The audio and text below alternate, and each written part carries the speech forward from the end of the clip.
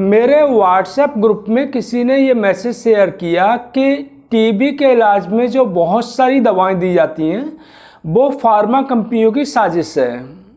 आज से 25-30 साल पहले अखबारों के संपादकीय पृष्ठ पर ऐसे लेख छपते थे। जहाँ तक फार्मा कंपनियों का सवाल है तो वो अपने मुनाफे के लिए किसी भी हद तक जा सकती हैं और कोई भी हथकंडा अपना सकती हैं। लेकिन यह बात भी सच है कि फार्मा कंपनियों के नाम पर लोग कुछ भी लिख देते हैं और जल्दी से लोग उन्हें फॉरवर्ड भी कर देते हैं। कभी कभी ऐसी बातें समाज के लिए बहुत नुकसानदायक होती हैं। तो आज के वीडियो में हम इसी पर बात करेंगे कि टीबी के इलाज में इतनी सारी दवाएं क्यों दी जाती हैं। तो नमस्कार, मैं हूं डॉक्टर रामप्रकाश अनंत और आप देख रहे हैं जन स्वास्थ्य। वीडियो शुरू करने से पहले मैं फिर आपसे एक बार अपील करना चाहता हूं कि यह एक साइंटिफिक चैनल है। मेडिकल साइंस और हेल्थ से जुड़ी हुई साइंटिफिक और ऑथेंटिक जानकारी आपको इस चैनल पर मिलेगी। तो चैनल आपने सब्सक्राइब न किया हो तो कर लें। वीडियो अच्छा लगे तो उसे लाइक करें और शेयर कर ज़्यादा से ज़्यादा लोगों तक पहुंचाएं। टीबी के इलाज में 4 दवाएं दी जाती हैं: आइसोनाजाइड, रिफेम्पिसिन, पायराजिनामाइड और इथेम्ब्यूटोल। पहले 2 महीने ये चारों दवाएं चलती हैं और बाद के 4 महीने रिफेम्पिसिन और आइसोनाजाइड चलती है। रिफेम्पिसिन और आइसोनाजाइड ये बैक्टीरिसाइडल होती हैं। बैक्टीरिसाइडल का मतलब है कि ये टीबी के बैक्टीरिया को जड़ से ख़त्म कर देती हैं। पायराजिनामाइड और इथेम्ब्यूटोल बैक्टीरियोस्टैटिक होती हैं, मतलब ये जो टीबी का बैक्टीरिया है उसकी ग्रोथ को रोकती हैं। आइसोनाजाइड और रिफेम्पिसिन बहुत ही पावरफुल एंटीबायोटिक हैं और ये बैक्टीरिसाइडल होते हैं, यानी कि ये टीबी के बैक्टीरिया माइकोबैक्टीरियम ट्यूबरकुलाई को जड़ से समाप्त कर देते हैं। लेकिन इनकी मुश्किल ये है कि अगर इनको अकेले यूज़ किया जाए तो टीबी का बैक्टीरिया इनके अगेंस्ट बहुत ही जल्दी रेसिस्टेंट हो जाता है, यानी कि टीबी के बैक्टीरिया पर इन दवाओं का कोई असर नहीं होता है। तो इसीलिए इनके साथ में पायराजिनामाइड और इथेम्ब्यूटोल कंबाइंड किया जाता है।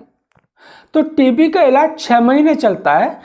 पहले 2 महीने चारों दवाएं दी जाती हैं। स्पूटम टेस्ट करा के देखा जाता है। अगर स्पूटम 2 महीने में नेगेटिव आ जाता है तो फिर आगे आइसोनाजाइड और रिफेम्पिसिन चलती हैं। बेसिकली 2 महीने में टीबी की जो इन्फेक्टिविटी है वो समाप्त हो जाती है, यानी कि टीबी के मरीज में ये क्षमता नहीं रहती कि वो दूसरे को रोग फैला पाए। लेकिन डीप टिश्यू के अंदर अभी भी टीबी के बैक्टीरिया होते हैं, इसलिए 4 महीने आइसोनाजाइड और रिफेम्पिसिन और चलाई जाती है। तो यूँ टीबी की बहुत सारी दवाएं आज उपलब्ध हैं, लेकिन 1980 तक तमाम स्टडीज़ में ये साबित हुआ कि अगर रिफेम्पिसिन, आइसोनाजाइड, पायराजिनामाइड और इथेम्ब्यूटोल अगर इन चारों को एक साथ उपयोग किया जाए तो इन दवाओं की एफिशिएंसी बढ़ जाती है और जो इलाज का ड्यूरेशन है, टाइम है, वो भी काफ़ी कम हो गया। शुरुआत में टीबी का इलाज था वो 2 साल का होता था, अब 6 से 9 महीने का होता है। कुछ देशों में ये रिकमेंड किया जाता है कि 9 महीने दवा लेनी चाहिए, कुछ देशों में ये रिकमेंड किया जाता है कि 6 महीने दवा लेनी चाहिए। कई स्टडी में ये बात साबित हुई है कि अगर इन चारों दवाओं को एक साथ न लिया जाए तो टीबी की जो दवाएं होती हैं वो बहुत जल्दी रेसिस्टेंट हो जाती हैं और यही वजह है कि भारत में मल्टी ड्रग रेसिस्टेंट जो टीबी है उसके केस बढ़ रहे हैं। मल्टी ड्रग रेसिस्टेंट टीबी एक खतरनाक किस्म की टीबी होती है और इसमें जो बैक्टीरिया होता है उसके अंदर रेसिस्टेंट डेवलप हो जाती है, उस पर ये दवाएं काम नहीं करती हैं, तो सेकेंड लाइन जो दवाएं वो दी जाती हैं। और इसकी बहुत बड़ी वजह ये है कि हमारे देश में क्वैक काफ़ी मात्रा में आधा अधूरा इलाज करते हैं, कोई ड्रग दे देते हैं, कोई नहीं देते हैं, और इसका प्रभाव ये होता है कि रिफेम्पिसिन और आइसोनाजाइड रेसिस्टेंट हो जाती हैं। तो कभी भी इस तरह के ज्ञान को बहुत जल्दी इधर से उधर फॉरवर्ड न करें।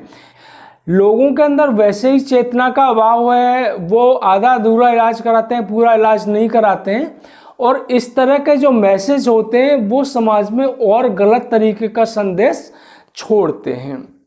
उम्मीद है कि वीडियो आपको पसंद आया होगा। वीडियो पसंद आया हो तो उसे लाइक करें और शेयर कर ज़्यादा से ज़्यादा लोगों तक पहुंचाएं। धन्यवाद।